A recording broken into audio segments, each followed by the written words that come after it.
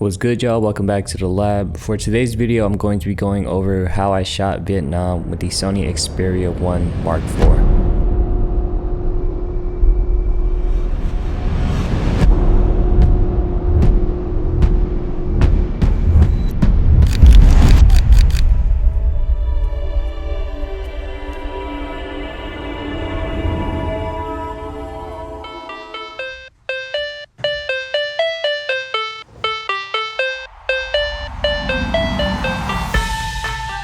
Before we get into this video, I wanted to do a quick unboxing just to give you guys an idea of what it looks like.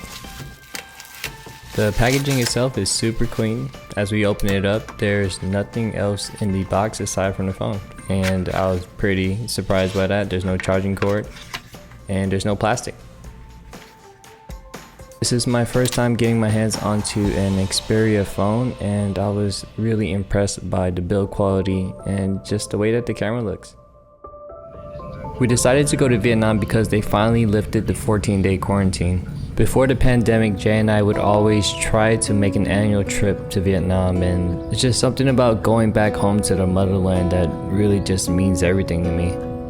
The Xperia 1 Mark IV comes with 3 built-in lenses. We have the 16, the 24, and the 85 to 125. In this example, I'm going to shoot the same shot with 3 different lenses to show you guys how it'll look.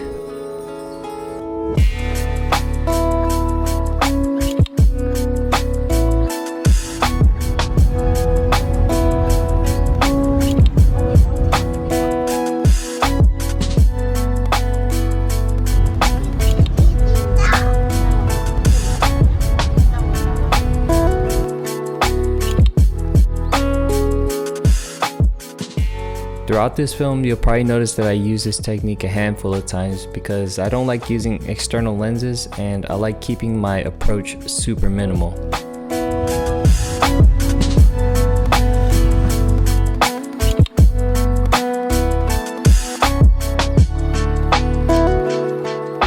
My favorite lens out of the 3, if I had to choose one, definitely had to be the 85 to 125. It's just something about telephoto lenses that makes the footage look extra cinematic.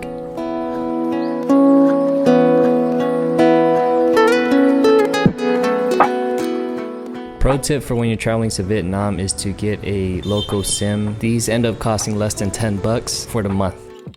Everybody tends to overcomplicate mobile filmmaking, and filming in handheld is one of my favorite things to do. And I'm just gonna go into the Cinema Pro app. Don't worry, I'm going to explain the difference between the Cinematography Pro app and the Videography app later on in this video. I ended up going with 10 different shots to build out the scene, cutting to action, shooting over the top, and finally ending with the money shot, which is eating the food that was being prepared. A tool that would aid you in getting more cinematic shots is a gimbal, and I decided to go with the DJI Osmo Mobile 4. This gimbal has a magnetic mount and it allows you to get super stable shots. These are some of my favorites.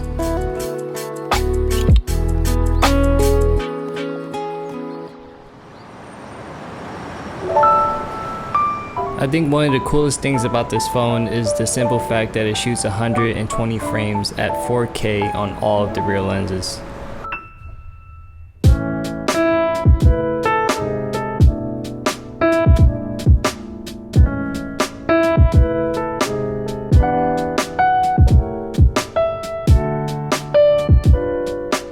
Aside from 120 frames, you also have the option to film in 60, 30, and 24. I like combining them in different situations. For portraits, I like going slow-mo.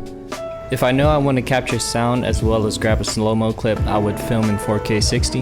If it's a regular lifestyle shot or something for the vlog, I would do 4K 30. And you can't forget about the front-facing camera as well.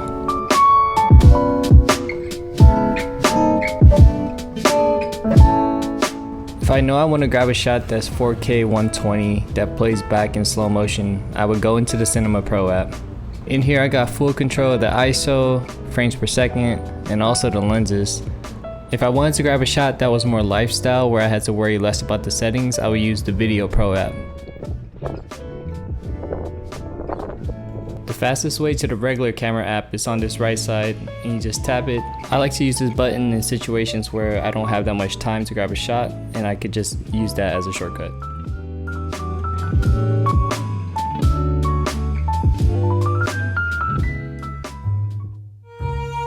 Last but not least, I knew we had to get a night scene in, so we made our way over to Hoi An.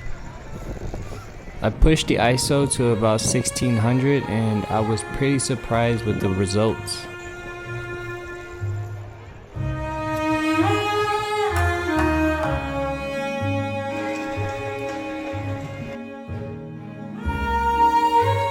For post-production, I ended up editing everything on my MacBook, sometimes on the plane. I wouldn't suggest you editing in this position, but I finished up the main edit back at home. And that pretty much wraps up this video on how I filmed Vietnam on the new Sony Xperia 1 Mark IV. If you guys have any questions, let me know in the comments down below. I added a link for the full film for you guys to watch if you're interested in it. And yep, that's pretty much it. See y'all on the next video.